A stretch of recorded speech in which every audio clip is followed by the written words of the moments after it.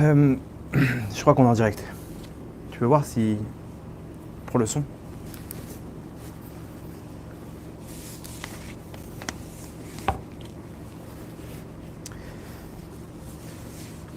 Bonsoir à tous. Bonsoir. Avant de commencer le cours, j'aimerais le dédier pour Bezrat Hashem, Zivou Gagoun et Bekarov, pour Elia Yehudit Bat Esther Nathalie, Abraham Ben Sarah, Kati Anita Hana Bat Lois Dina. Bezrat Hashem, Vetania Rachel Bat Josiane Esther, Shakadosh Baruch Hu Shlach Lahem Yeshua Be Bimera. Bezrat Hashem. Ok, le cours de ce soir, c'est en plein par rapport à l'actualité, par rapport aux fêtes, aux prochaines fêtes, par rapport à Tisha B'Av, par rapport à l'annonce de Eliyahu Hanavi. Eliyahu Hanavi, tout le monde connaît l'annonce qu'il va faire, qui va annoncer la Géoula, la délivrance finale. C'est-à-dire que pour pouvoir nommer un roi qui va être le futur Mashiach, ok, il faut un prophète. Selon les règles de la halakha, c'est un prophète qui doit oindre le futur roi d'Israël, qui sera le Mashiach. Donc pour ça, Kadosh Baruch Hu, il a fait un scénario où même si on n'a plus parmi nous de prophètes, Eliyahu Hanavi qui fait des allers-retours entre les mondes d'en haut et ce monde-là, il va se dévoiler et nous annoncer donc la délivrance finale avec toutes les règles qu'un prophète aurait fait par rapport au roi d'Israël. D'accord ? Donc, on attend avec impatience cette annonce. Est-ce que cette annonce va se faire de façon directe ou indirecte ? C'est-à-dire, est-ce que Eliyahu Hanavi, ça va être quelqu'un qui va se présenter, qui va se matérialiser en homme et qui va faire une déclaration, une conférence de presse avec un dévoilement, avec une annonce, etc. Ou c'est quelque chose qui va se transmettre, on va dire, d'en haut jusqu'au grand d'Israël et qui vont transmettre tous à l'unanimité que la délivrance d'Israël est arrivée. Donc on ne sait pas comment ça va se passer. Le Rambam dit que tant que les choses ne sont pas arrivées, on ne peut pas décrire exactement comment ça va se passer. Mais en tout cas, ce qui est sûr, c'est que Tisha B'Av, donc qui tombe Shabbat et qui est reporté à dimanche, c'est un moment propice pour la venue du Mashiach. Pourquoi ? Nous ramène le Midrash. Le Midrash nous ramène comme ça à l'époque de la destruction du Beth Amikdash, du temple. Il y avait de l'autre côté, loin de tout ça, il y avait un paysan, un juif simple, qui était en train de labourer avec sa vache, son champ. Et sa vache, elle commence à pousser des cris et à gémir. Lui, il ne comprend pas, qu'est-ce qui se passe, qu'est-ce qui t'arrive ? Et là-bas, il y avait un sage, qui était ni plus ni moins qu'Eliyahu Hanavi, qui lui dit, tu sais pourquoi ta vache, elle crie, elle gémit ? Il dit non, il dit parce qu'à l'heure actuelle, le temple, il vient d'être détruit. C'était en plein Tisha B'Av. Le premier temple. Ah, il se pose par terre, il déchire un peu ses habits, etc. Il commence à pleurer par rapport à la nouvelle qu'il vient d'avoir. Et bon, la vie continue. Il se relève, il prend sa vache, il veut la faire avancer. Et pareil, il commence à pousser des cris. C'est bizarre. Il se retourne vers le sage et lui dit, qu'est-ce qui se passe maintenant ? Il lui dit, maintenant, tu sais pourquoi elle gémit ? Parce que vient de naître la Neshama du Mashiach. L'âme du Mashiach, elle vient de naître. Elle pousse des cris maintenant, pas de tristesse, mais de joie, que juste après la destruction du temple, et donc le commencement de l'exil d'Israël, en parallèle, Akadosh Baruch Hu, il fait naître le remède à l'exil, avec la personne qui recevra cette Neshama qui va délivrer le Ham Israël. Pour nous dire quoi ? Que ce jour-là, il est propice pour la destruction, malheureusement, mais de la même manière que ce jour-là, il a amené la destruction, c'est ce jour-là où il y aura le tikkun, la réparation. Donc il se peut que, ou matériellement, ou spirituellement, il se passe quelque chose ce jour-là par rapport à la délivrance du Ham Israël. Ok ? Surtout, regardez comme c'est fort, ça tombe samedi soir. Ok, ça commence samedi soir ce jour-là. Maintenant, samedi soir, il faut savoir que c'est aussi un temps qui est propice à l'annonce d'Eliyahu Hanavi, l'annonce de la délivrance par Eliyahu Hanavi. Comme à l'Avdallah, on chante là-bas des chansons pour Eliyahu Hanavi. Pourquoi ? Parce que le samedi soir, c'est un temps qui est propice à l'annonce d'Eliyahu Hanavi. Donc, quand ce jour de Tisha B'Av, il tombe le soir de de ce jour qui est propice à la venue Mashiach, il tombe le même jour, le même instant, le samedi soir où c'est propice à l'annonce d'Eliyahu Hanavi, donc c'est un signe qui est important, hein, pour que d'en haut on puisse arriver à débloquer cette délivrance finale. Troisième chose, techniquement en fait il est repoussé le Tisha B'Av, ça tombe le Shabbat. Non, c'est un jour de rigueur, c'est un jour où il y a eu des malheurs pour le Ham Israël. Les deux temples, le même jour, ils ont été détruits.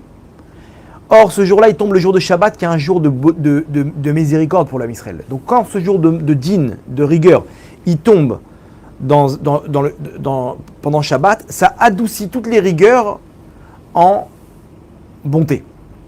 Donc, c'est aussi un troisième signe pour nous ramener, pour nous montrer que c'est propice à la délivrance finale. Sans compter, bien entendu, tout ce qui se passe actuellement. Nos sages nous disent, la Gemara dans Sanhedrin, elle dit Imraïta umot shemidgarot zobazo tzfe leraglo shel Mashiach. Si tu vois les nations se frotter les uns contre les autres, midgarot zobazo, c'est-à-dire qu'ils ne sont pas encore en guerre, mais ils sont en menace. On va t'envoyer un missile nucléaire, on va te défoncer, on va t'envahir, on va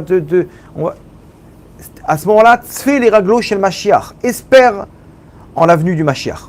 C'est-à-dire que là, maintenant, ça y est, prépare ton costume de Mashiach, on y est. Quelques jours avant Tisha B'Av, le 9 Av, où on vient d'expliquer que c'est un moment qui est propice à toutes ces choses-là. C'est intéressant parce que le Rav Kanievski, avant de partir, il a écrit une lettre par rapport à la situation qui se passait en Ukraine et avec la Russie. Et là-bas, il a terminé la lettre. C'est-à-dire, en fait, c'est les dernières paroles officielles du Rav Kanievski avant de partir. Il a terminé la lettre avec cet enseignement de nos sages qui est, si tu vois des nations se frotter les uns les autres, tzfe leraglo shel Mashiach, espère en l'avenue du Mashiach. Donc lui-même, il a annoncé ce qui allait se passer dans les prochains mois. Les dernières paroles officielles. Là-bas, c'était par rapport à... c'était une lettre pour aider les communautés des Juifs en Ukraine à se remettre en place et à s'échapper de là-bas. Il fallait des fonds, il fallait de l'argent, il fallait des moyens. Et donc il a fait une lettre de recommandation pour que les gens puissent aider dans ce sens-là. Et là-bas, à la fin, il a fini avec cette phrase-là. Donc c'est incroyable comment indirectement, il a annoncé ce qui allait se passer. Donc tout le monde a suivi ce qui s'est passé là les derniers jours avec Nancy Pelosi, la chef des députés américaine. Elle est partie faire un petit voyage en Asie et là-bas elle a annoncé qu'elle allait faire un passage à Taïwan. Maintenant qu'une officielle américaine vienne à Taïwan, que la Chine prétend être son territoire, ok, parce que la Chine ils annoncent officiellement que Taïwan c'est leur territoire et c'est une question de temps avant qu'ils le récupèrent par la force. Maintenant les Américains ils ont promis à Taïwan qu'ils allaient être sous leur protection. Donc quand une officielle américaine elle vient là-bas, c'est un défi, c'est un challenge. Qu'est-ce que tu fais quoi? Tu nous provoques. Et donc la Chine, ils ont dit jouez pas avec le feu. Si vous venez, on risque d'abattre l'avion. Ils ont fait des menaces terribles. Et elle n'a pas eu froid aux yeux. Elle est partie. Elle est partie avec son avion, accompagnée par des avions de chasse américains. Ok, donc imaginez-vous de quoi on parle. On parle qu'on était à deux doigts d'une confrontation chinoise et américaine. Tout le monde comprend que c'est une confrontation, c'est une troisième guerre mondiale. Et surtout que les deux, ils se détestent. Et niveau économie, ce qui s'est passé avec le corona, que tout le monde sait que ça vient des Chinois, c'est les concurrents des États-Unis. Et les États-Unis, ils n'ont pas froid aux yeux. La Chine aussi, ils ont peur de rien. Ça a failli exploser. Alors, à mon avis, les Chinois, ils ont préféré intervenir d'une autre manière. Puisque le jour même, ils ont annoncé un exercice de grande ampleur. Et ils ont des forces tout autour de Taïwan. Maintenant, c'est exactement ce qu'a fait Poutine avant d'attaquer l'Ukraine. Donc peut-être que cet affront leur a permis de décréter qu'ils vont envahir Taïwan. Vous voulez jouer à ça? Il n'y a pas de problème. Ok. Laisse-la partir. Dans 2-3 jours, on s'occupe de Taïwan. Et ils ont des forces tout autour de Taïwan. Donc, on a une allumette et l'Asie il part en cacahuète. Parce que le Japon, ils vont rentrer dedans, l'Australie, ils vont rentrer, voilà, ça c'est premièrement. Deuxièmement, la Corée du Nord. La Corée du Nord, ils ont annoncé ils ont menacé les États-Unis et la Corée du Sud d'attaques nucléaires, destruction nucléaire. Non, eux encore, c'est pas qu'ils n'ont pas froid aux yeux, eux ils sont fous. Attends, mais de quoi on parle? C'est-à-dire que la Chine, juste avant, ils annoncent des trucs, la Corée du Nord, ils annoncent, ils risquent de rentrer. Et aujourd'hui, aujourd'hui la Russie, non, elle annonce officiellement à l'OTAN et à l'Occident d'arrêter leur agression indirecte en Ukraine parce que ça risque d'engendrer une attaque nucléaire. Voilà ce qu'ils annoncent. Telle quelle. Attendez, depuis quand? Je pose la question. Il y a 6 mois, si je vous avais raconté que la Russie, la Chine, la Corée du Nord, les États-Unis, l'Occident, ils auraient parlé de bombes nucléaires, et vous m'auriez dit, mais t'es un débile. Tu vis sur une planète, là. C'est pas possible. Qu'est-ce que tu fumes? Aujourd'hui, c'est devenu courant. Les menaces nucléaires, c'est devenu courant. On est où? C'est-à-dire que, vous avez compris qu'on est à l'aube d'une troisième guerre mondiale, qui va pas durer beaucoup de temps, je pense, par rapport à ça, parce que le premier qui appuie sur le bouton, c'est lui qui gagne. Donc, je vous pose une question. Qu'est-ce qui leur prend? Genre, il lui prend une folie d'arriver en... Déjà, la Chine, qu'est-ce qu'ils en ont à battre de Taïwan? On parle de 4 millions de personnes, une île... ils ont 1 milliard et 400 millions d'habitants. Mais qu'est-ce que tu veux? 4 millions de plus ou de moins? Mais alors tu vas me dire, oui, il y a des technologies, mais tu vas pas prendre une troisième guerre mondiale. Ça, il leur prend une folie et ils vont jusqu'au bout. Donc maintenant, vous voyez le délire ou pas? Les États-Unis, pareil, qu'est-ce qui te prend? Mais tu vois bien que tu vas enflammer le Taïwan. Reste chez toi, madame. Non, elle va à fond. Elle a failli faire tout péter et c'est pas terminé. Genre ils vont pas rester les bras croisés, la Chine. Ouais, ils ont fait pas. Apparemment, elle est juive. J'ai compris qu'elle était juive. Donc encore des juifs qui. L'Ukraine aussi, c'est un. Bref, maintenant en Ukraine, pareil. Ça aurait pu se terminer en 3 semaines. Qu'est-ce qui se passe? Pourquoi ils n'arrivent pas? Ils n'arrivent pas à surmonter à une armée comme l'Ukraine. Ce qui fait que ça augmente les chances d'accidents avec l'OTAN, avec l'Occident. Et si c'est ça peut... Regardez ce qu'Hachem il fait. Hachem il est en train de faire un scénario où ça va... On dirait qu'il les pousse. Il les met dos au mur. Vous voyez le scénario? Donc on te dit, si tu vois ça, c'est pas pour rien. Tzfei les raglo shel Mashiach. Il n'y a pas encore de guerre, mais Midgarot Zobazo. On a vu quoi aussi, cette semaine? Elle a fait ça par rapport au militaire. Par rapport à quoi? Elle a été là-bas par rapport aux élections de mi-mandat. Donc justement pour les démocrates. Elle doit faire du changement. Oui, j'ai compris que c'était politique. Je ne pense pas qu'elle a un intérêt avec Taïwan, mais bon, c'est pour sa réputation, quoi. Qu'est-ce qu'on a vu cette semaine aussi? Serbie, Kosovo. À cause d'une loi, ça a failli partir en guerre. Finalement, la loi a été reportée d'1 mois. Donc, dans 1 mois, ça risque d'exploser. Encore, on y est. Alors, j'y viens. On passe. Tant qu'on était dans l'Occident, je vais parler de l'Europe. Et surtout, le Moyen-Orient. Le Moyen-Orient, ça fait des années, mais là, c'est une poudrière. Ça veut dire l'Iran, ils sont à 2 doigts d'avoir la bombe nucléaire. Les Israël, ils attendent avec impatience de raser l'Iran. Il y en a il y a un représentant qui a annoncé, avec ce qui s'est passé avec la Chine et les États-Unis, il dit que ce serait bien que les États-Unis soient occupés avec la Chine pour qu'on puisse avoir le champ libre pour bombarder l'Iran. Comme ça, il a annoncé. Genre, en gros, il a fait comprendre que les États-Unis mettent leur veto. Encore. Il manque des détails. C'est-à-dire que les Israël, ils n'en peuvent plus. Ils veulent attaquer. Le Nord, on sait ce qui se passe avec le Hezbollah. Ils ont donné un ultimatum dans le Hezbollah par rapport au champ de gaz israélien. Si vous ne donnez pas des pourcentages ou du gaz, on menace de guerre. Le djihad islamique, ils ont fait un ultimatum. Si vous ne libérez pas un des chefs là-bas qui a été emprisonné, on attaque. On est où? La Syrie, la Russie, la Turquie, ils ont fait un... Vous comprenez bien qu'ils sont en train de tailler les épées là. Là, on va y aller, c'est une question de temps. Mais une étincelle et tout explose. Donc ça, c'est ce que nos sages nous disent. Donc on n'a pas besoin, en plus de l'annonce que nos sages nous disent par rapport au temps qui est propice, qui est le 9 Av, ok, par rapport à la combinaison qu'on a cette année, et en plus par rapport à l'actualité, que nos sages nous disent. Nos sages veulent qu'on se prépare à tout ça. Et on va voir c'est quoi le message d'Eloanavi pour qu'on puisse se préparer nous aussi. Nos sages, ils veulent qu'on se prépare. Et par rapport à ça, ils nous donnent des signes. Ils nous disent, mais tzadikim, quand vous verrez des troisième guerre mondiale, préparez-vous. Un autre symbole, un autre signe que nos sages nous donnent, Shvit Milchamot, l'année de Shevit, donc la 7e année, l'année de Jachère juive, ok. Je ne sais pas comment on peut traduire ça littéralement. La Shemitah, c'est la Shvit. La 7e année, c'est une année de Shemitah où on doit laisser des champs, on ne peut plus labourer, etc. On nous dit que cette année-là, c'est une année de guerre. Shvit Milchamot. Motse Shvit, la fin de Shvit, la fin de cette Shvit, c'est, il y a marqué Ben David Ba. Le Mashiach arrive. C'est-à-dire que la fin de cette année et le début de l'année d'après, c'est un temps aussi qui est propice par rapport à la nuit du Mashiach. Donc quand on voit tout ça, on ne peut que se préparer. Ok. Se préparer par rapport à quoi? Par rapport à l'annonce d'Eliyahu Hanavi. Eliyahu Hanavi va faire une annonce. C'est quoi cette annonce? Je cite. La Torah nous ramène donc dans Malachi. Malachi, c'est le dernier prophète d'Israël.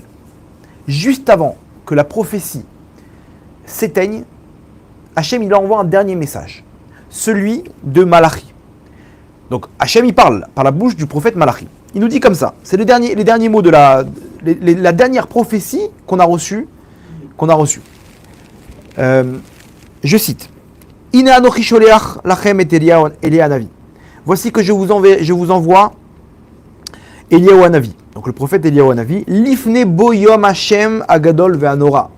Avant le jour, ce jour important et redoutable. Ce jour d'Hachem important et redoutable. Ok. Alors, et qu'est-ce qu'on fait alors? Donc Eliyahu Hanavi va venir et qu'est-ce qu'il fait? Voilà, regardez son rôle. Ve'eshiv lev avot al banim. Ve'lev banim al avotam. Et il va remettre le cœur des pères avec le cœur des enfants. C'est-à-dire, Ve'eshiv, c'est-à-dire il va faire en sorte de les remettre en paix. Ok? Et le cœur des enfants avec le cœur de leur père, dans le sens où il y aura des disputes, quoi. Il y aura des problèmes de marloquette, des différences. Et lui, il va remettre tout à égal. Ça, tout le monde connaît ce passage-là. La fin, hein, presque personne ne la connaît. Hein? Pendant l'Avdala. Pourquoi pendant l'Avdala? Parce que j'ai dit par rapport au temps qui est propice. Parce qu'en fait, il ne peut pas venir le Mashiach pendant Shabbat. Donc on attend la sortie de Shabbat pour voir si entre-temps il n'y a pas eu du mouvement, quoi. C'est pas que c'est propice. Alors la suite personne ne la connaît, la suite. Elle fait peur. Penavo, de peur que je vienne, donc Hachem y parle. Veiketi et haaretz cherem, et que je frappe la terre. Cherem, c'est en quarantaine, quoi. Je ne sais pas comment traduire littéralement. Voilà, avec des malédictions. En gros, de peur que je vienne frapper la terre avec une troisième guerre mondiale. Alors c'est-à-dire, là, tu nous mets la pression, là. C'est-à-dire, si Eliyahu Hanavi va venir, il faut qu'on soit prêt, parce que quand il va nous annoncer quelque chose, qu'il faut vite agir pour remettre les choses en place. Nos sages de la Torah orale, ils nous disent de quoi il s'agit. On va rentrer tout de suite dans l'explication, mais en gros, ça va pas être la teuf. C'est pas, en gros, c'est un ultimatum. Eliyahu Hanavi va venir, il va dire, mes enfants, préparez-vous, parce que sinon, ça risque de trucs. C'est-à-dire, il faut qu'on fasse des éléments pour se protéger de la suite. Peine à veau, de peur que je vienne et je frappe la terre, Cherem. Comme ça nous dit Hachem. Ok, donc... C'est avant la guerre de Gog et Magog? Alors c'est compliqué, il y a plein de discussions. Est-ce que c'est avant Gog ou Magog? Est-ce que c'est... le Malbim, il dit que la guerre de Gog ou Magog, ce sera une guerre où, en fait, les peuples ils vont se battre entre eux, donc comme ce qui se passe maintenant. Le Malbim dans Daniel, il explique que à la fin des temps, les peuples du monde ils vont se battre entre eux, et le Mashiach, à ce moment, alors ou avant, ou pendant, ou après, il va se dévoiler, et il va terminer le travail. Il va se battre avec ceux qui vont rester en gros. Comme ça, il ramène le Malbim. Donc il se peut que, si, entre nous, il se peut que qu'il y ait une guerre, donc nous parle le Malbim, c'est une guerre mondiale entre les peuples. Maintenant, les Juifs qui sont parmi ces peuples-là, ils ont tout intérêt à se protéger. Et on voit aussi que dans l'actualité, il y a une histoire avec Paras. Paras, c'est la Perse. Gog, il y a plusieurs discussions. Il y en a qui disent c'est la Russie. Effectivement, la Russie, ils sont avec les Iraniens. Paras, il y a tout un midrash, là-bas il y a le Kouchimoni qui nous dit que Paras, à la fin ils vont se retrouver face à l'Occident et face à Israël, ok, ils vont vouloir détruire le monde. Alors c'est intéressant parce que Paras c'est les initiales de P, c'est Paras, c'est l'Iran, Resh c'est la Russie, Russia, et sa mère c'est Sin. C'est exactement les trois qui sont ensemble. S'il y a une guerre mondiale, les trois ils ont des accords. C'est intéressant de voir que le Paras dont nous parlent nos sages, ça peut être ces trois-là. Bon, il y a la Corée du Nord, mais je pense qu'ils sont. Eux, ils font leur. Ils ont besoin de personne. Mais la Russie, la Chine et l'Iran, ils sont ensemble. Ils ont des accords. Ils ont même préparé un exercice commun. Ok. Que nous disent nos sages dans la Torah orale sur cette prophétie? La Gemara, la Mishnah nous dit comme ça. Mishnah Eduyot. Perek Chet, Mishnah Zain. Eduyot, chapitre 8, la 7e Mishnah. 7e enseignement. Amar Rabbi Yoshua Mekubal Ani Miraban Yochanan ben Zakkai. Rabbi Yoshua, il dit, j'ai reçu de mon maître Rabbi Yochanan ben Zakkai. Chez Shama Mirabo, Verabo Mirabo, qui a entendu de son maître et son maître de son maître. Alacha le Moshe Misinaï, donc un enseignement de Moshe qui a reçu d'Hachem, directement du Sinaï, quoi. Chez En Eliaou Ba l'étamé, Veletaer, les Rachek ou les Karev. Eliaou, il va pas venir, cette annonce-là, c'est quoi? En gros, qu'est-ce qu'il va faire? Il va pas venir impurifier ou purifier, rapprocher ou éloigner.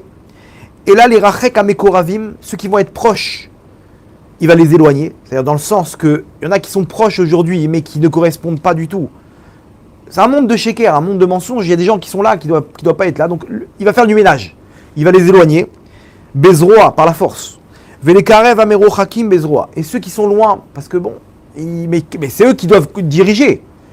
Ils ont le cœur pur, ils ont tout ce qu'il faut. Mais malheureusement, comme c'est un monde de mensonges et de combines, alors ils ont été éloignés parce qu'ils n'ont pas mis de dessous de table. Alors ceux-là, il va les rapprocher.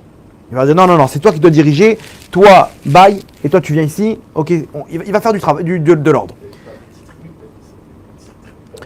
Voilà. Peut-être c'est pas explicite quoi, qui parle des tribus perdues. Ça c'est premier avis, Rabbi Yoshua. Rabbi Yehuda il dit quoi? Rabbi Yehuda Omer les karev avallo les rachek. Il dit non, que rapprocher. Il va pas éloigner ceux qu'il faut éloigner. Rabbi Shimon Omer, Rabbi Shimon il dit quoi? Les hashvot à machloket, pour équilibrer les disputes. En fait, faire la paix. Vechachamim omrim. Quand on dit chachamim, c'est la lacha, parce qu'ils sont en majorité. Nos sages nous disent, dernier avis, et l'avis principal, lo les rachek, pas pour éloigner. Velo les karev, pas pour approcher. Et là, la sot shalom baolam, pour faire la paix dans le monde. Chez Neymar, inanochi sholeach lachem et Elia Navi, ve'eshiv levavot albanim. Et il va remettre le cœur des pères vers leurs fils, ve'lev banim alavotam, et le cœur des enfants vers leur père. Donc en gros, ok, le Rambam sur ça il explique, il dit, en fait qu'est-ce qu'il nous dit Eliyahu Hanavi? Lo yossi velo igra me Torah. Il va ni enlever ni rajouter de ce qui est écrit dans la Torah. Et là, Yesalek et Maaseh Avel, Avel Bilvad, il va enlever que les injustices. Aujourd'hui, c'est un monde de mensonges. En gros, il va venir faire du travail, de l'ordre dans tout ça. Il va faire du ménage. Toutes les injustices et les différences, et tout ça, il va venir taper du poing sur la table et remettre tout en place. À Avel ou à Sin'a, c'est quoi les injustices? La haine, chez Yesh, Ben Adam qui est entre les hommes. Les filles chez Sinatrinam, Veu Oselo Avel, Bessinatoto, Veu Omram, Lasot Shalom Baolam, et c'est lui qui va. Donc il va faire la paix dans le monde. C'est-à-dire, venons, on essaie de comprendre ce qu'il va faire. Dans la paix dans le monde. La paix dans le monde, il va venir régler toute la haine gratuite qu'il y a dans le monde. Il va rendre de ce monde-là un monde meilleur. Hein? Alors viens, on essaie de comprendre, de se faire un petit scénario. Bezrat Hashem, dès samedi soir, n'enlevez pas vos habits de Shabbat parce qu'il y aura l'annonce d'Eliyahu Hanavi. Comment ça va se passer, on ne sait pas. Vous allez voir sur Internet, Bezrat Hashem, annonce. Eliyahu Hanavi s'est dévoilé, tous les grands d'Israël, ils ont donné leur tampon, et il a donné une liste de choses à faire, et tout le monde danse, c'est terminé, il n'y a pas de Tisha B'Av. C'est la fête, on allume la musique, on fait un kiddush, ça se transforme en jour de fête. Vous savez que Tisha B'Av, ça va se transformer en jour de fête. Il y aura un kiddush, il y aura un Yom Tov, comme Sukkot, comme Pessah, comme Rosh Hashanah. Ça va être le plus grand, le jour le plus grand de l'année, ça sera Tisha B'Av. Et les gens, ils vont danser dans la rue. Imaginez-vous la joie. Les gens, ils vont entrer dans. Chacun, il va sortir. Ils vont faire les chaïm, etc. Ils vont danser, ils vont chanter. Ça y est, c'est terminé. L'exil du Ham Israël est terminé. Il remet le Sanhedrin en place. Il vient et il annonce qui sera Kohen Gadol, qui sera Kohen dans le Beth Amikdash. Waouh, il va venir dire, toi t'es un Cohen. Quoi, moi je suis aucun rapport. Moi je m'appelle Ben Chetrit. Non, toi t'es un Cohen de père en fils. Ah ouais, ok. Et toi, et des Cohen, il va dire non, Mechila, je suis désolé, mais il y a eu un problème dans la descendance et tout. Il va venir remettre tout en place. Pas encore Triatametim. C'est après avec le Mashiach. Mais non, imaginez-vous la fête. Maintenant, ça c'est l'annonce. Il va annoncer, il va faire une conférence de presse, il va annoncer, voilà, maintenant, suivez les principes qu'on va énoncer, qu'on a transmis à chacun des représentants de synagogues, de rabbanim, etc. Suivez ces instructions-là, parce que le Mashiach ne peut pas attendre. C'est la prochaine étape, donc faites suivre. Et là, d'un coup, le mec, il est en train de danser avec sa famille, il reçoit un appel. Ah, mon Rav. Il répond, Vodarav, Mazal Tov, c'est la Géoula. Ouais. Et le Rav lui dit, écoute, le bras droit d'Eliyahu Hanavi m'a appelé, il m'a dit de te convoquer, qu'il a dit que tu es convoqué par Eliyahu Hanavi. Il veut te voir. Quoi? Il se retourne à ça, Eliyahu Hanavi veut me voir. Il est hyper content, il continue à danser, etc. Ok, d'accord, super. Donc le lendemain, il se retrouve au bureau d'Eliyahu Hanavi. Et il voit les gens, il s'est bien habillé. Attends, il s'est mis les habits de Shabbat. Et Eliyahu Hanavi veut me voir. Il a dit à sa femme, tu vois, tous les rabbanim m'ont dit que j'étais une grande neshama. Je suis hyper content, etc. Il est comme un ouf. Il arrive là-bas, et il voit Eliyahu Hanavi. Waouh, il embrasse la main. Et Eliyahu Hanavi, il a dit, assis-toi mon fils, assis-toi. Ah, il dit, Kvodarav, je suis content de vous voir, c'est la Géoula. Il dit, bien sûr, on a du travail, on a besoin de toi. Ok, bien sûr. Lui, tout de suite, il s'est dit, voilà, ils vont me prendre comme un des généraux de l'armée de David Améler, maintenant, du Mashiach. Ce que vous voulez, Kvodarav, dites-moi. T'es sûr? T'es prêt à tout? Je suis prêt à tout, dites-moi. Il n'y a pas, j'abandonne mon call center, je suis là. Ok, alors il y a une chose importante que tu peux faire pour nous. Ok, qu'est-ce que je peux faire? Il dit, regarde, ton beau-frère, ça fait 8 ans que tu lui parles plus. Ça met en l'air la Géoula. Je t'en supplie, passe un coup de téléphone, va le voir, faites la paix. Parce que là, tu retardes la Géoula. Tu retardes la délivrance finale. Moi, mon rôle, c'est de mettre tout en place. Là maintenant, ce qui se passe, c'est qu'il y a un gros problème avec ton beau-frère, et tant que vous êtes disputés, on ne peut pas avancer. Je t'en supplie, mon sadique. Allez, prends les choses en main. Mais attends, mais voilà, vous savez pourquoi je ne lui parle plus? Je vais vous expliquer ce qu'il m'a fait. L'autre jour, c'était l'anniversaire de... Mon fils, t'inquiète pas. Avec ma prophétie, je sais tout. Mais je peux te dire juste une dernière chose. C'est qu'avec ma prophétie, je peux te dire qu'Akadosh Baruch Hu, il est triste de votre histoire. On s'en fiche de savoir qui a raison, qui a tort, etc. Mais ce que je peux te dire, c'est qu'Akadosh Baruch Hu, il est triste de votre histoire. Et tant qu'il n'y a pas le shalom, on ne pourra pas avancer. Ok, Kvodarav. Imaginez-vous la choua, la honte. Comment Eliyahu Hanavi va nous faire savoir? On va recevoir des messages. Fais la paix avec ton beau-frère, fais la paix avec ta belle-mère, avec ta femme. Et on va se retrouver devant Eliyahu Hanavi. Il va dire, pourquoi tu lui parles comme ça? Qu'est-ce qu'elle t'a fait, la pauvre? Mais Kvodarav, mais vous croyez qu'il aura le temps d'entendre les avis? Il saura tout. Il va directement trancher. Il va dire, écoute, tu sais ce qu'elle vit, tu sais où elle a grandi, tu sais ce qu'elle a... Ok. La gifle qu'on va prendre à ce moment-là. Et il va nous dire une chose. Sache, mon fils, qu'Akadosh Baruch Hu, il souffre de ces disputes-là. Et Akadosh Baruch Hu, il va absolument mettre en place. Moi, je vous pose une question. Pourquoi c'est hyper important de mettre tout ça avant la venue du Mashiach? Pourquoi c'est hyper important? Ça va, on peut pas venir. Moi, je suis quelqu'un de sérieux. Mais bon, mon beau-frère, j'ai du mal avec lui, ou ma belle-sœur, Pourquoi c'est hyper important? Vous savez pourquoi c'est hyper important?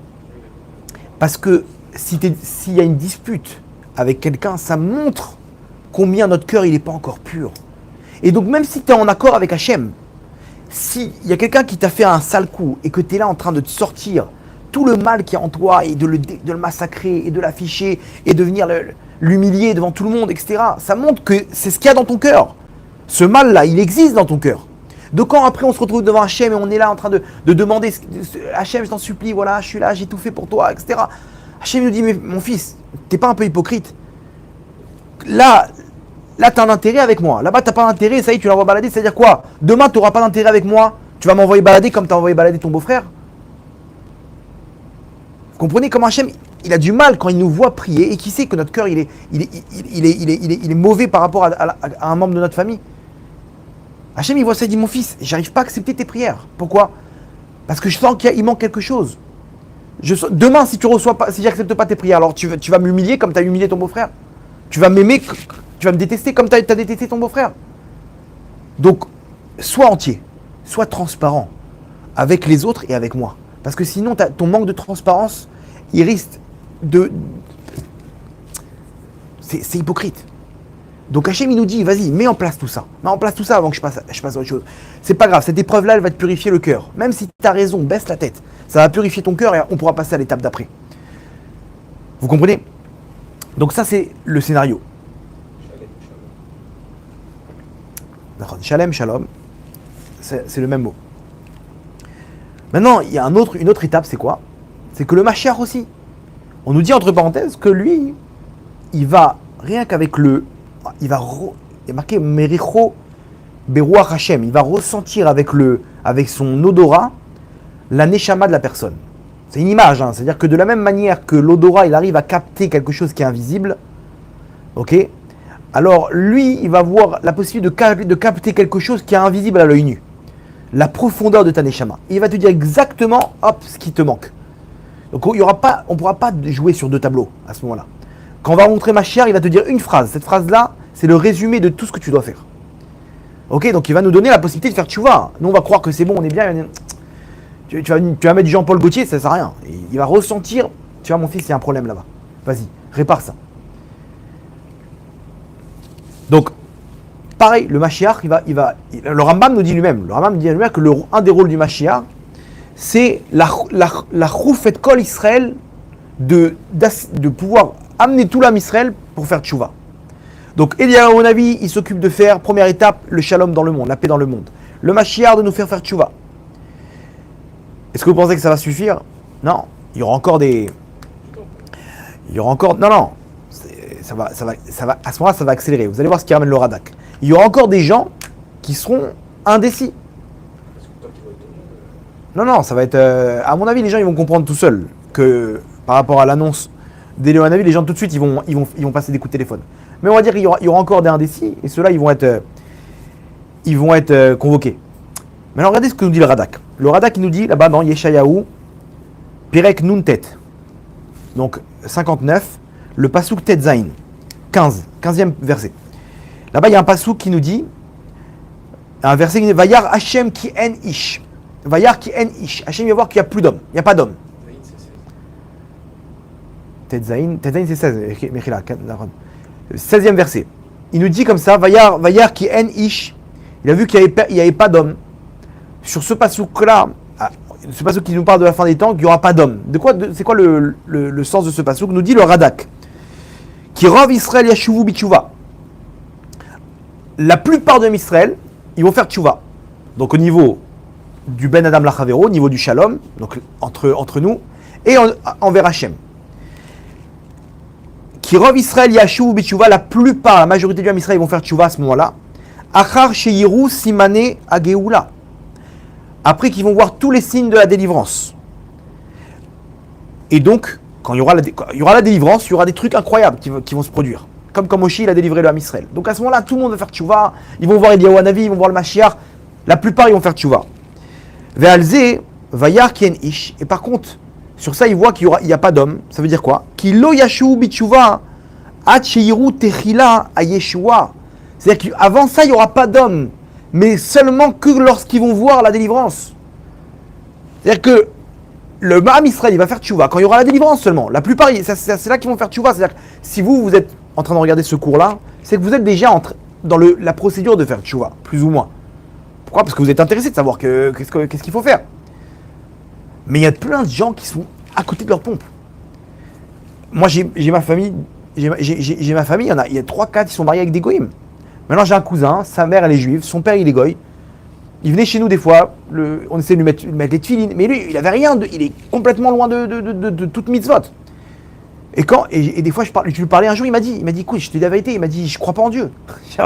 genre qu'est-ce qu'il a vécu comme un non-juif. Et il me dit, moi, je crois pas en Dieu, j'ai du mal, j'ai essayé de le chauffer, quoi. Il me dit, moi, j'adore cette religion, mais je comprends pas, quoi. Je ressens rien, je crois pas en Dieu. Il m'a dit la vérité, il m'a dit, qu'est-ce que tu veux que je fasse? Comment tu veux que je développe quelque chose qu'on m'a pas enseigné? Des comme ça, vous croyez il est le seul? Il y en a une tonne. Il y a des gens, ils sont loin du compte. Loin du compte. Le mec, il est marié avec une Goya, tu lui parles d'Hachem, il te dit, mais arrêtez avec votre messie, là, monsieur le rabbin. Ça suffit de parler de ça, on n'est pas là. On est dans l'économie, le corona, qu'est-ce qui va se passer, la guerre, etc. Vous profitez pour nous placer vos prophéties là, du prophète Eliaou. Ça suffit. Vous comprenez, les gens, ils sont complètement décalés. C'est ce qu'il nous dit le Radak. Le Radak, il nous dit qu'il lo yashuvu bitshuva acheyiru techilata yeshua. Jusqu'à qu'ils voient le début de la délivrance. Là, ils vont voir les miracles. Ils vont voir des prophètes. Ils vont voir Yahuwah Navi comme ça, il va faire descendre du feu du ciel comme ça. Ok, c'est bon, on a compris. Non. Hachem, il y a pas. Ça sera trop tard au niveau du salaire qu'il aurait pu gagner dans l'obscurité s'il avait fait tchouva. S'il fait tchouva quand il y a tous les miracles, donc, il va pas, le mérite ne sera pas aussi grand. Mais ça sera pas trop tard. À ce moment-là, il y aura encore des fauteurs et des révoltés. Et ceux qui vont sortir en galoute, il nous dit le Radak, ne vous inquiétez pas, il y aura la majorité du Ham Israël. Mais il y aura encore une poignée de fauteurs. Voilà. Je dis quoi? De galoute. Qui vont sortir de galoute, la majorité, il y aura la majorité du Ham Israël. Mais il y aura encore des fauteurs. Il y aura encore des fauteurs, et c'est pour ça que c'est exactement la situation dans laquelle on est maintenant. Ça veut dire que même quand il y aura Eliyahu Hanavi et le Mashiach, il y aura encore des gens qui vont être indécis. La majorité vont comprendre, ça va être la fête. Tout celui qui a une étincelle à l'intérieur, dès qu'on va lui parler du Mashiach, ça y est, regarde ce qui se passe, le prophète Eliyahu Hanavi, il a annoncé des événements qui vont se produire. Il va prouver qu'il est prophète. Ok, t'es prophète, c'est-à-dire vas-y, montre-nous si ça marche. Il va donner des éléments. Regardez, demain, à telle heure, il y aura comme ça et comme ça. Il va donner plein d'éléments pour qu'on puisse se rendre compte que ce n'est pas un faux prophète. Les grands d'Israël, ils vont donner, ça va être la fête. Bezrat Hashem Bekarov. Donc, le problème, c'est quoi? Vous vous rappelez la suite du message d'Eliyahu Hanavi? Akadosh Baruch Hu, il dit, je vous enverrai donc Eliyahu Hanavi, pen avo, veiketi et haaretz cherem. De peur que je frappe la terre. C'est-à-dire quoi de peur? Peine avo, de peine, c'est-à-dire de peur. Avo, je viens de frapper la terre d'une troisième guerre mondiale. C'est-à-dire, en gros, c'est ou de gré ou de force. En gros, Kadosh Baruch Hu, il nous fait comprendre que les événements vont nous conduire à faire tchouva, à faire la paix entre nous. Pourquoi? Parce que techniquement, c'est ces deux éléments, la paix, l'union dans le Ham Israël, et la tchouva qui vont nous protéger de ce qui va se passer. Hachem va faire un scénario où si tu respectes les règles, le mode d'emploi, tu seras sauvé. C'est-à-dire que ceux qui ne voudront pas faire tchouva, ils feront tchouva de force. Parce qu'ils comprendront que si tu ne viens pas te connecter avec Hachem, tu n'as aucune chance. Troisième guerre mondiale, tu n'as aucune chance. Non, t'inquiète pas, j'ai à manger pour les 3 prochains mois. Mais à quoi ça sert si tu as une bombe nucléaire sur Paris? Vous comprenez que c'est importé. Si t'es pas avec Hachem, il n'y aura pas de miracle. Il n'y aura pas de miracle. C'est comme ça que ça s'est produit en Égypte. En Égypte, Hachem, il a mis un ultimatum. Il a dit, mes enfants, celui qui ne veut pas sortir, il restera ici. Et pendant la plaie d'obscurité, à Kadosh Baruch Hu, 4/5 il les a laissés là-bas. Ça ne se produira pas cette fois-ci. Pourquoi? Parce que là, c'est la délivrance finale. C'est pour l'éternité. Quoique, il y a des avis qui disent que ça peut se produire. Et bon, ceux qui n'auront pas mérité, ils viendront à la résurrection des morts. Mais il y aura un ultimatum aussi. C'est ce qu'il nous dit Hachem. Pen avo, veiketi et haaretz cherem. Vous comprenez l'urgence de ce qui se passe? C'est-à-dire, nous, on voit les infos. Waouh, t'as vu la troisième guerre mondiale, le Mashiach, il est là, Eliyahu Hanavi et compagnie. Mais Habibi, prépare-toi. faut se préparer à cette annonce-là. Il faut se préparer. Pas qu'en mettant de vos habits. Pas qu'en mettant de vos habits. Il faut se préparer aussi. Voilà, faut se préparer spirituellement. Maintenant, on a expliqué que ces deux éléments-là, c'est eux qui vont nous protéger. Quoi qu'il en soit, c'est ces deux éléments qui vont nous protéger. Pourquoi ? Parce qu'Hachem, il a créé dans la nature que le shalom et l'union, ok, le shalom et l'union, c'est une muraille. Rien ne peut nous arriver quand on est unis. Même si on ne mérite pas d'être protégé, si tu es uni, c'est simple, il y a Hachem avec toi. Ça, on le voit à l'époque de David Améler. Il y avait que des marlocotes, que des disputes, que des différences entre David et Shaoul, avec Doeg, avec Achitophel, et les conseillers. Il y avait du lachonara dans tous les sens, et Shaoul avec les Kohanim, etc. Toutes les guerres, ils se sont fait massacrer. Shaoul, il a perdu la guerre là-bas, ils se sont fait prendre en guet-apens avec ses fils, ils se sont fait tuer là-bas. Une guerre terrible. Par contre, alors qu'ils étaient tous tzadikim, Shaoul, c'était le Harizal, il ramène qu'il était plus haut que David Améler dans sa Neshama. Il était déjà sorti des forces du mal, sa Neshama était déjà dans les forces du bien. Alors qu'à l'époque, David Améler, il était encore un peu en pris des forces du mal. Sa Neshama n'était pas encore arrivé à ce niveau-là. C'est-à-dire que quand il y a eu la confrontation entre David et Shaoul, même si Shaoul, a priori, on a l'impression qu'il était pas là, le Harizal nous dit qu'il était beaucoup plus haut que David Améler. Beaucoup plus haut. Et pourtant, ils ont perdu toutes les guerres. Hachem, il n'était pas avec eux. Malgré qu'ils étaient tzadikim. Et plus tard, il y avait un roi qui s'appelait Achav, qui était un roi mécréant. Mais par contre, ils étaient tous unis. Il y avait une union incroyable. Ils gagnaient toutes leurs guerres. Toutes les guerres, ils massacraient ennemi après ennemi, armée après armée.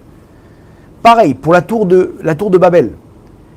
Tous les peuples ils se sont unis pour monter détruire Hachem. Entre guillemets, c'était leur plan, non ? Akadosh Baruch Hu, qu'est-ce qu'il a fait ? Il les a pas détruits. Pourquoi ? Parce que tu peux pas les détruire quand ils sont unis. Mais attends, mais Hachem, tu peux tout, oui. Mais c'est une règle d'or chez moi. Quand ils sont unis, je peux pas les toucher. Ça me touche tellement que je peux pas. Ils sont... Ah. Mais Hachem, tu sais ce qu'ils veulent faire ? C'est pas grave. Je les adore. Donc qu'est-ce qu'Hachem il a dû faire pour les punir ? Il a dû les désunir. Comment ? Il leur a changé les langues. Et donc ils s'entendaient plus. Et donc l'union n'était plus la même qu'avant. Et donc là ils ont pu être punis. Mais Hachem il les a pas tués. Vous comprenez de quoi on parle ? Le don de la Torah. Qui est Ishechad, ils étaient là-bas. Comme un seul homme. Le même cœur. C'est là qu'ils ont reçu la Torah. C'est-à-dire que tu veux recevoir une grande abondance, faut être ensemble. Donc Eliyahu Hanavi, il va venir exprès pour nous protéger maintenant. Il va dire, mais tzadikim, là il y a Penavo Veiketi et Haaretz. L'étape d'après, c'est la 3e guerre mondiale. C'est maintenant qu'il faut vous protéger. Qu'est-ce qu'on fait alors ? Shalom, le shalom. Il n'y a plus de différence. Non mais attends, mais t'as vu ce qu'ils ont fait eux quand même ? On peut pas... Chut, ça y est, stop, arrête. Ça, tu le gardes pour toi. Plus de la shonara, plus rien du tout. Le shalom. Il faut commencer avec sa femme, avec son entourage. Parce que dans chaque famille, il y a des problèmes. Tu prends ton téléphone, tu t'arranges le shalom entre telle et telle personne. Parce que c'est ton joker de protection. Maintenant, regardez, dans les mondes d'en haut, c'est exactement comme ça. Dans le monde d'en haut, chaque chose, il y a une différence. Croyez pas qu'il y a le shalom en haut. En haut, il n'y a que des différences. Par exemple, les sphères célestes, les midot elionot, les sphirotes, chesed, gvura, elles sont opposées les unes avec les autres. Le chesed, c'est la bonté, il se trouve à côté de la gvura. La gvura, c'est la rigueur. Elles s'opposent. Pourtant, Hachem, il a fait une union incroyable entre les 10 sphères célestes. Mais si Hachem, il ne donne pas une force, c'est la guerre là-bas. Pareil entre les anges, pareil entre les éléments spirituels, le feu, l'eau, ils ne peuvent pas s'entendre. Pourtant, vous savez qu'on est composé de 4 éléments qui sont complètement opposés les uns des autres. Le feu, l'eau, la terre et le vent. Hachem, il a fait une union parfaite entre ces éléments avec lesquels on est composé. Et pareil au niveau matériel, ces éléments-là aussi, ils correspondent aux éléments matériels. H2O. Attends, mais l'hydrogène et l'oxygène, c'est deux choses différentes. L'hydrogène tout seul, il s'enflamme. Ok, H2O avec l'oxygène, les deux, c'est des gaz. Ensemble, ça forme un liquide. Les gaz, ils s'enflamment. Ensemble, ils forment un liquide. Comment c'est possible?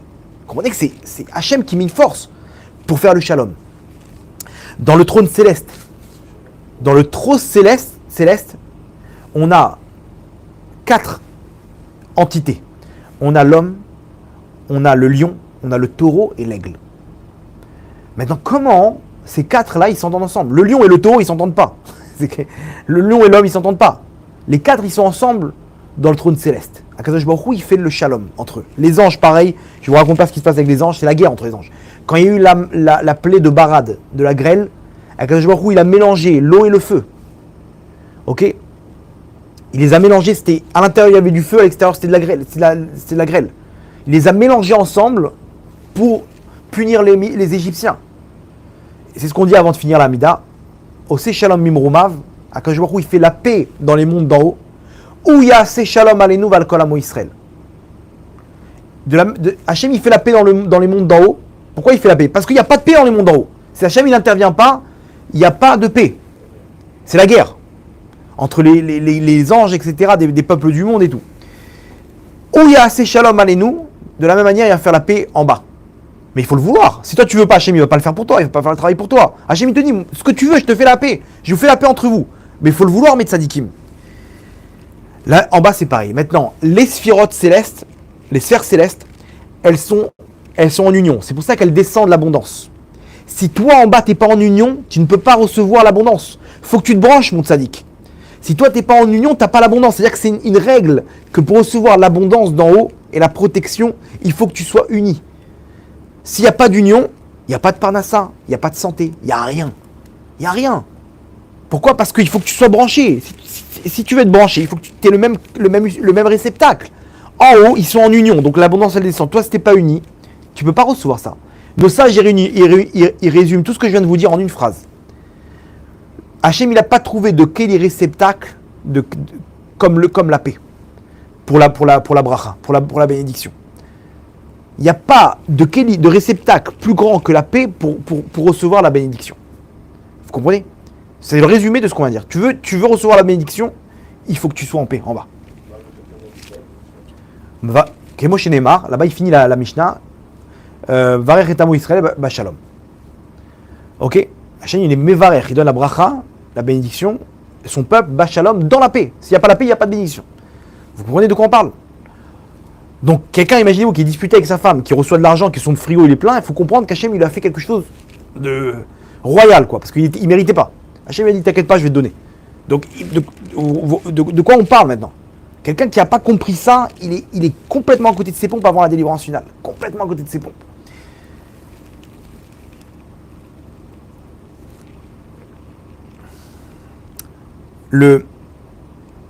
Maintenant, c'est normal que chez nous aussi, on a ces différences-là.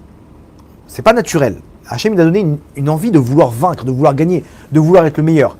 Pourquoi? Pour qu'on puisse avancer dans le monde. S'il n'y avait pas de concurrence, il y aurait jamais eu le monde, il n'aurait jamais avancé. On serait encore au Moyen-Âge aujourd'hui. Donc, c'est quelque chose de naturel qu'on a, mais qu'il faut savoir bien placer. Mais ça dans les bonnes choses, pas contre des pauvres personnes. Vous comprenez? Et regardez comme c'est fort. Mais si on a une haine envers quelqu'un, imaginez-vous si on annonce à cette personne-là qu'il est mort. Il déteste une personne. On lui annonce, il est décédé le pauvre. Bizarrement, vous allez voir comment la haine elle se transforme en amour. Pourquoi? Parce que c'est mon concurrent. Et comme j'ai cette volonté de vaincre, donc je le déteste. Mon concurrent, je vais le détester naturellement. Par contre, quand il part de ce monde-là, donc la raison pour laquelle je le détestais, qui était la concurrence, elle n'existe plus. Donc la haine, elle s'en va. Vous comprenez comment le monde il marche? C'est-à-dire que c'est naturel, mais travaille tes midotes. Travaille tes traits de caractère pour vaincre ce mauvais trait de caractère qui est de vaincre et de vaincre et de vaincre. Garde ça pour la Torah, pour monter, pour gagner en mitzvot et en Torah. Mais c'est tout. Le reste, te prends pas la tête. Donc, On a compris une chose ce soir, que si on veut se préparer, un beau jour ça va venir. Et très bientôt. L'annonce d'Eliyahu Hanavi. Lui il va venir en urgence nous dire les amis, préparez-vous parce que sinon il y a la suite du message. Penavo veikiti et aretz cherem. Donc le shalom. Le shalom, pourquoi Hachem veut le shalom? Parce que c'est premièrement une protection. Deuxièmement parce que ça va venir nettoyer mon cœur avant la délivrance finale. Ce cœur-là, Hachem t'a dit mon fils, il faut que tu le nettoies. Si tu as de la haine, ça ne marche pas. Parce que derrière, tu perds toute crédibilité devant moi. Vous comprenez? Donc, directement, c'est ce qui va se passer. De quoi? Voilà. Et troisièmement, comme on a dit, c'est le shalom, il apporte le réceptacle pour la bracha. Donc, c'est intéressant, il y a dans Néhémia, là-bas, il y a une histoire incroyable. Dans Néhémia, on nous ramène comment, quand ils ont reconstruit le temple, avant de construire le temple, il fallait qu'ils construisent la muraille de Jérusalem. Maintenant, là-bas, on nous décrit comment ça s'est produit. Néhémia, il a réuni tous les groupes qu'il y avait au sein du peuple d'Israël. C'est-à-dire, là-bas, on nous parle des gens de Yéricho, il nous ramène plein de groupes. Et en fait, il fallait construire en une nuit, c'est-à-dire en quelques heures, la muraille de Jérusalem. C'est-à-dire qu'il fallait être synchro à tel point qu'en 2-3 jours maximum, c'est terminé. Pourquoi? Parce que si les peuples, ils apprennent qu'on est en train de construire une muraille, ils vont attaquer tout de suite. Parce que dès qu'il y a la muraille, ils ne peuvent plus attaquer. Donc si tu veux attaquer, c'est maintenant, avant qu'ils construisent la défense qui va empêcher les peuples de conquérir. Donc il faut le faire en 2-3 jours, parce qu'en 2-3 jours, les peuples, ils n'auront pas la possibilité de se mobiliser, et le temps qu'ils arrivent, c'est terminé. Donc Néhémia, il réunit tous les représentants de chacun des groupes du Ham Israël. Et il leur dit, voilà, tel jour, et là-bas, pendant une trentaine de versets, on nous décrit comment de telle porte à telle porte, c'est Anshe Yericho. De telle porte à telle porte, c'est tel et tel groupe. Telle porte et tel. Imaginez-vous l'ambiance qu'il y a eu là-bas. Il donne le départ, et là-bas, on voit comment la Anshe Yericho, ils vont de telle étape à telle étape. Ils construisent. Les autres, ils construisent là-bas. Ensemble, une union parfaite pour construire la muraille de Yerushalayim. En 3 jours, c'était bouclé. Maintenant, regardez ce que nous apprennent nos sages. On nous apprend que spirituellement, c'est exactement pareil, ce qui va se passer pour la fin des temps. La délivrance finale, c'est toi qui vas construire ta muraille. Maintenant, moi, j'ai construit ma muraille, ok? Ma muraille, elle vaut rien si l'autre groupe, que sont les Ashkénazes, que sont les Chabad, que sont les Breslev, que sont les Dati Leoumi, que sont les Sfaradim, tous ces groupes qu'on est aujourd'hui, ne regardent pas la muraille, sa muraille à lui. Mets-toi sur ta muraille à toi, sur ton tronçon de muraille que tu dois construire. Parce que même si tu as fait la meilleure des choses, si lui, ton ami, il n'a pas fait ce qu'il faut, alors ta muraille, elle ne sert à rien parce qu'il y a un trou là-bas. Vous comprenez ce qu'Hachem nous donne par ce message? Il nous dit maintenant, il faut faire la muraille. La muraille, c'est la hardoute, c'est la protection. Et on nous dit le 17 Tammuz, qu'est-ce qui s'est passé? La fissure de la muraille. C'est là qu'a commencé, pas matériel, spirituel, cette muraille, c'est là qu'elle a commencé avec les disputes dans l'Am Israël. C'est-à-dire si on est disputé, et si vous entendez quelqu'un qui parle d'un autre groupe du Ham Israël, c'est qu'il est en train de mettre des fissures dans la muraille. Vous comprenez? C'est exactement ce qui se passe.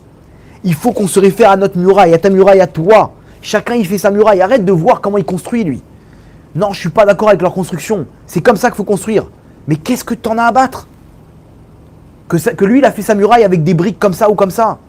Non, les Breslev et les Brabad et les Ashkénazes, mais arrête de te prendre la tête. Si tu entends des gens qui parlent de mal d'autres groupes du Ham Israël, c'est quelqu'un qui a rien compris au système. Eux, ils ont un tronçon de muraille à faire. Même ceux qui sont contre l'État d'Israël, même ceux qui sont... On est tous un peuple. Chacun, il a son truc à faire. Chacun, il a son travail par rapport à sa neshama, par rapport à tout ça. Et j'entends des gens, ouais, eux, ils font pas l'armée, eux, ils font comme ça. Mais de quoi tu parles? T'as fini ta muraille, toi, pour parler? T'es en train de mettre des fissures dans ta muraille. Laisse-les faire leur travail. Hachem, il sait très bien pourquoi il les a mis là-bas et pourquoi il les a fait grandir là-bas.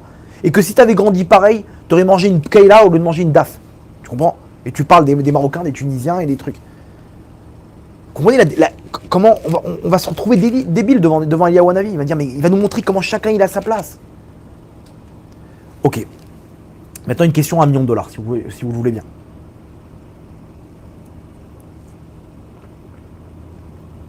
Si Eliyahu Hanavi, il fait le shalom, il fait la paix, et que le Mashiach, il va nous faire tchouva. Alors, qu'est-ce qu'ils veulent les rabbanim? Qu'on fasse le shalom et qu'on fasse tchouva. Dans tous les cas, le travail il va être fait. On nous saoule avec faites tchouva, faites la paix, arrêtez vos disputes, ça va partir en cacahuète. Mais arrêtez vos trucs, c'est bon. Dans tous les cas, Eliyahu Hanavi, il va faire le travail. Le Mashiach, il va faire le travail. Alors qu'est-ce que nous on fait maintenant? Vous comprenez? Tu m'as dit la réponse tout à l'heure. Salaire. Ok, mais alors, la menace, tu menaces, mais dans tous les cas, c'est une protection, mais viens, on attend le moment venu, et c'est bon. Qu'est-ce que tu t'en fiches maintenant d'aller voir les autres juifs qui n'ont pas fait tchouva? J'aurais une autre question, c'est comment tu fais le shalom avant la tchouva? D'abord la tchouva, après le shalom. Comment tu peux faire le shalom avant la tchouva? Non, parce que j'expliquais que le shalom, c'est ce qui montrait ce que tu avais à l'intérieur du cœur. Si quelqu'un il fait tchouva avant de faire le shalom, le mec il est disputé avec toute la terre, mais qui fait tchouva, Après il fait shalom. non, ça monte. Hachem, il regarde cet homme-là, il lui dit, mon fils, tu te fiches de moi. Ton cœur, va nettoyer ton cœur. Tu viens maintenant, je sais très bien ce que tu veux. Tu veux ta parnassa, tu veux que truc elle guérit, et tu veux que machin, etc. C'est sur Merav, c'est top. Nachon. Non, il faut toujours le faire. Mais derrière, il y a une étape que le shalom, il vient montrer combien notre cœur, il est pur. Et même si on ne mérite pas, déjà tout de suite, on a notre protection. Comme il y a eu pour Achav et pour la tour de Babel. En plus. Donc on a d'une pierre deux coups. Non, t'as dit quoi, Shmuel, toi? Le Sahar. C'est-à-dire qu'Hachem, il te dit, mon fils, il y aura le shalom, il y aura la paix, il y aura tchouva. N'aie pas peur du chef d'orchestre. Moi, je suis le metteur en scène, je sais exactement sur quel bouton appuyer pour que tout le monde fasse tchouva et que le shalom il soit présent. N'aie pas peur. Par contre, c'est dommage que ça ne vient pas de toi. Parce que si ça vient de toi, ça sera gagné à l'éternité. À la fin, tout le monde fera tchouva. À la fin, il y a écrit Loïdar memeno nidar. Akadosh Baruch Hu, il ne va pas abandonner son peuple. Ça, c'est une version chrétienne que Dieu, il abandonne des peuples. Non. Hachem, c'est jusqu'au bout. Hachem, il abandonne pas son peuple. Akadosh Baruch Hu, il ne fait pas de mauvais choix. Chaque Neshama, il y a écrit noir sur blanc Loïdar memeno nidar. Il n'y en aura aucun qui sera abandonné. Akadosh Baruch Hu, la première mitzvah qu'il enseigne après le don de la Torah, dans la parashat Mishpatim, on nous parle de quelle mitzvah? Eved Ivri. L'Eved Ivri, c'est un esclave juif. C'est quoi le principe? C'est quelqu'un qui a volé. Il a eu des problèmes d'argent, il a volé. Il n'a pas de quoi payer. Il va vendre ses services, ok, à celui qui l'a volé pour rembourser sa dette. Et maintenant, là-bas, on nous donne des règles. On doit lui donner, s'il n'y a qu'un oreiller, tu dois lui donner ton oreiller à toi. Tu dois l'intégrer chez toi.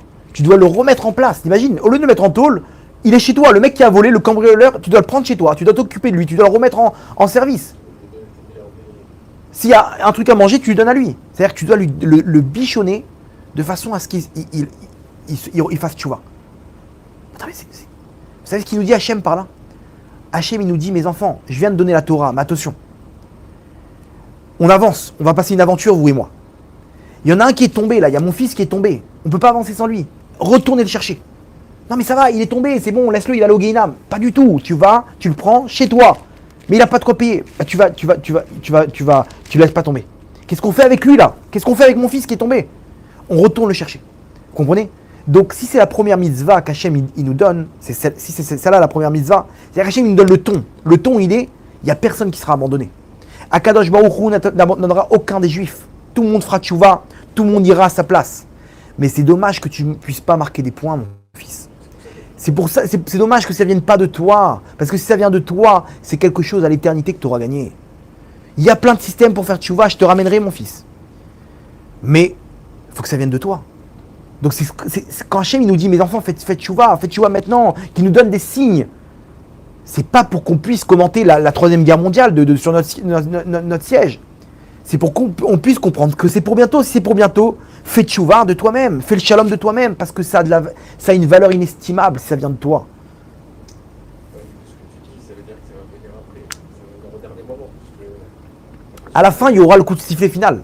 Il y aura les arrêts de jeu. Donc à la fin, c'est sûr qu'on fera tchouva. Non, parce que les signes, ils sont propices là maintenant. On l'a dit au début du cours. Il abandonnera personne. À la fin, on a lu le Radak. Le Radak, il dit que les signes, à la fin, les gens, quand ils verront le début de la délivrance, ils feront tchouva la plupart. À la fin, il y aura des Neshamot qui pourront pas. Ces Neshamot-là, malheureusement, elles partiront dans la guerre mondiale. Et elles reviendront à la résurrection des morts. Mais elles reviendront. Je vais raconter une histoire qui m'est arrivée la semaine dernière, incroyable. Il nous reste du temps ou pas? Ok. Ouais, il nous reste du temps. Ok. Écoutez bien. La semaine dernière, il m'est arrivé une histoire. Vous allez voir, c'est science-fiction. On a fait le Tikkun HaNiftarim, la réparation des défunts. Là maintenant, c'est moi qui vais raconter l'histoire d'un rêve. Il y a une des personnes qui a participé. Il a mis 4-5 noms de sa famille. Et malheureusement, il perd son père le jour du Tikkun HaNiftarim. Il appelle vite l'organisatrice. Il lui dit, est-ce que ça... Ah, le Rav vient de commencer depuis 20 minutes. Oh non, je voulais faire pour mon père et tout. On l'a enterré aujourd'hui, il est parti aujourd'hui. Waouh, alors qu'est-ce qu'on fait?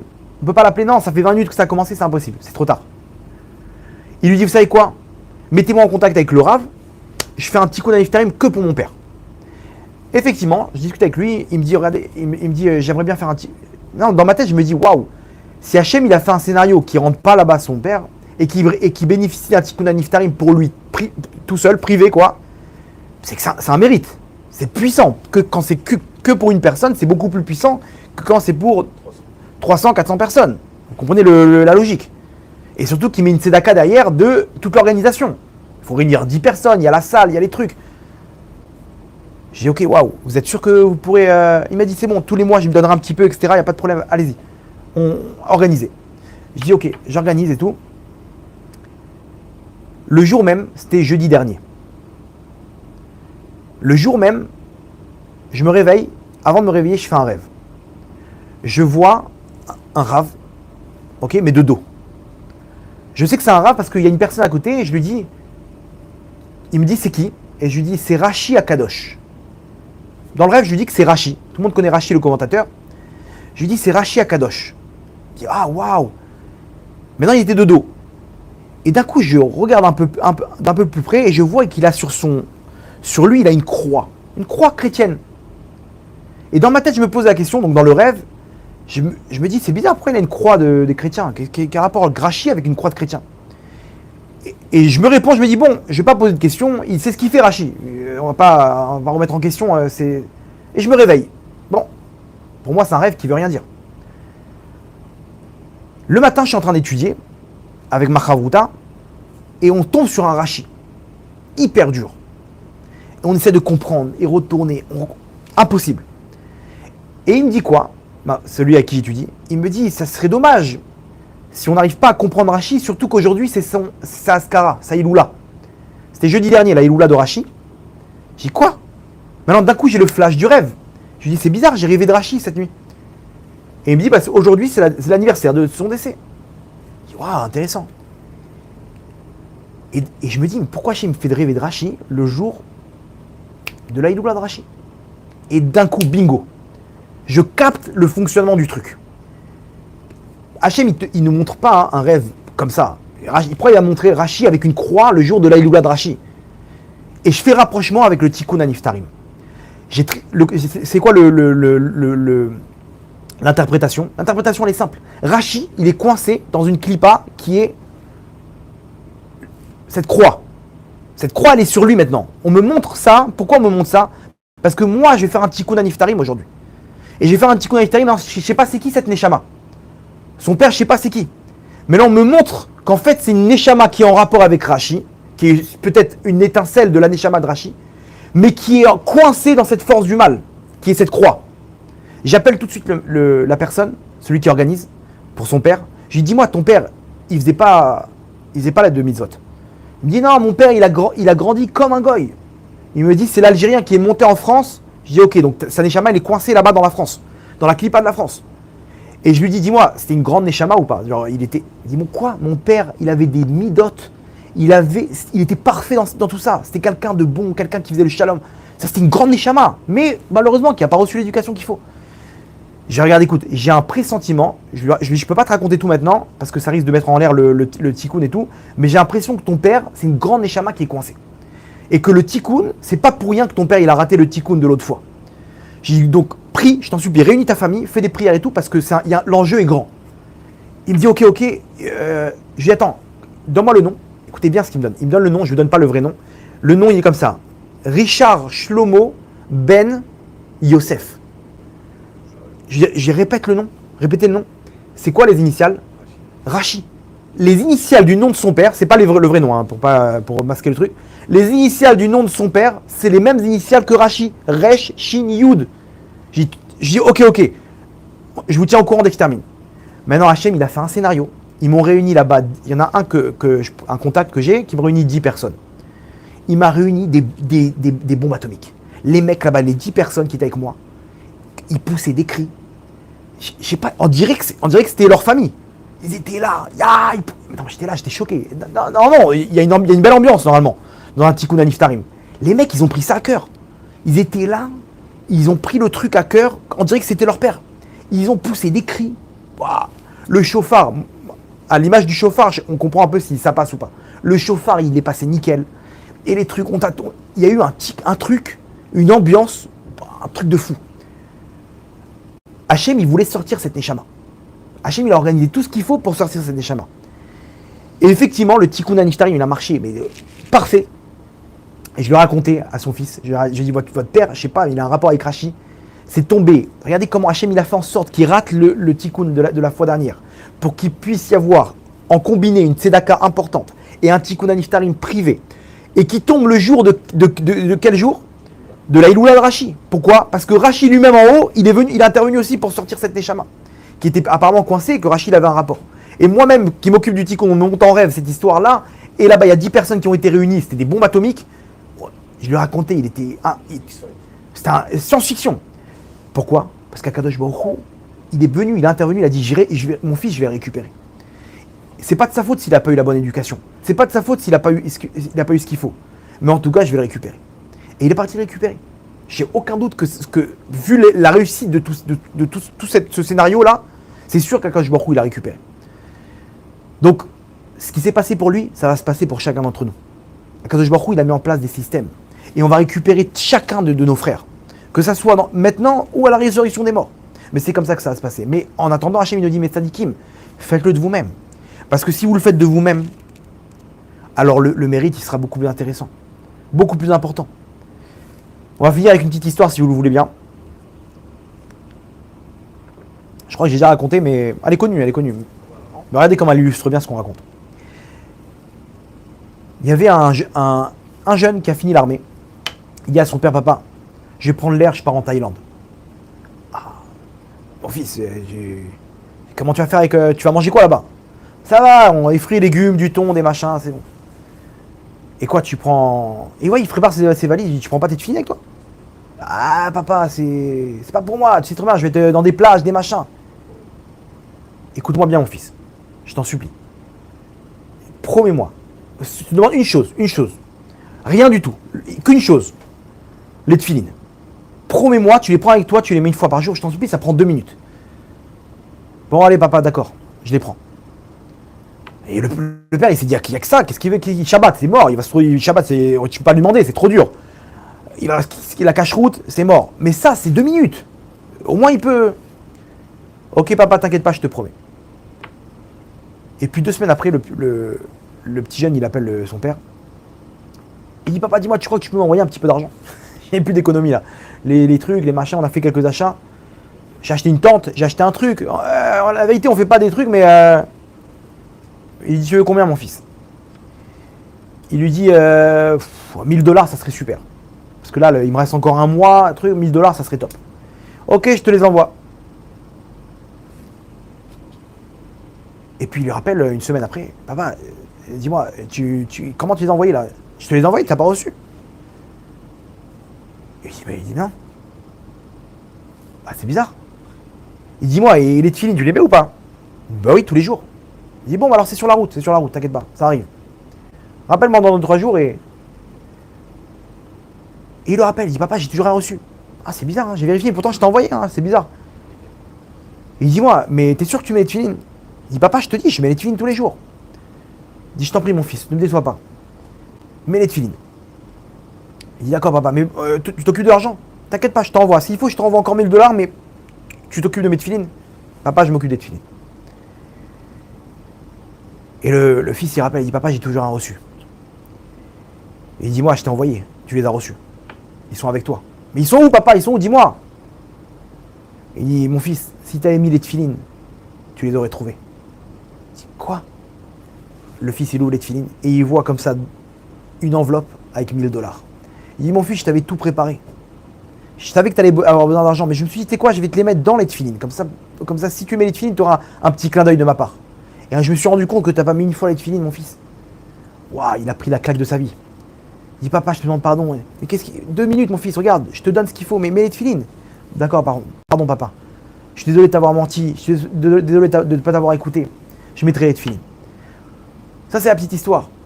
Hachem, après 120 ans, on va arriver, on va dire Hachem, mais pourquoi tu m'as pas donné la femme qu'il fallait? Tu m'aurais donné cette femme-là, j'aurais été un tzaddik, tu m'aurais donné la parnassa. Hachem, il va nous dire mon fils, t'as fait Shabbat? Ouais, ce que je peux. T'as mis les tefilines, mon fils. T'as fait le shalom avec ta femme, t'as fait le shalom avec ton beau-frère et ton truc. Mais j'ai fait tout ça, Hachem. Non, viens, je te montre maintenant le film. Et Hachem va nous montrer que si on avait fait le shalom à ce moment-là, on aurait débloqué une parnassa incroyable pour toute notre vie. On aurait vu cette enveloppe de 1000 $. Hachem me dire, tu vois mon fils, si t'avais écouté ce qu'il y avait écrit dans cette Torah, si t'avais écouté, je t'aurais donné des diamants. Tout était mis en place pour que tu sois l'homme le plus heureux du monde. Mais toi-même, tu t'es mis en l'air parce que tu n'écoutais pas le mode d'emploi. Donc Hachem, il nous met tout ça, il nous met tout en place. Il dit, mes enfants, c'est pour vous tout ça. Vous croyez que j'ai besoin, moi, de tout ça? Ce scénario, c'est moi qui le mets en place. Mais écoutez ma parole. Écoutez ma parole. Ne m'obligez pas à envoyer ni Eliyahu Hanavi, ni le Mashiach pour vous faire prendre votre décision. Et encore moins, peine à vous, veiketi et haaretz, que je vienne et que je frappe la terre avec une 3e guerre mondiale. Prenez votre vie entre vos mains, prenez votre neshama entre vos mains, parce que vous avez la possibilité de vivre un Gan Eden sur terre. De façon individuelle, et tout le Ham Israël, ensemble, avec une Géoula Berachamim. Donc Yiratson, qu'Akadosh Baruch Hu, il transforme cette journée de Tisha B'Av en une journée de fête. Et que chez les Chag Sameach les Kulam, Baruch Adonai Leolam, Amen, Amen, Chazak ou Baruch.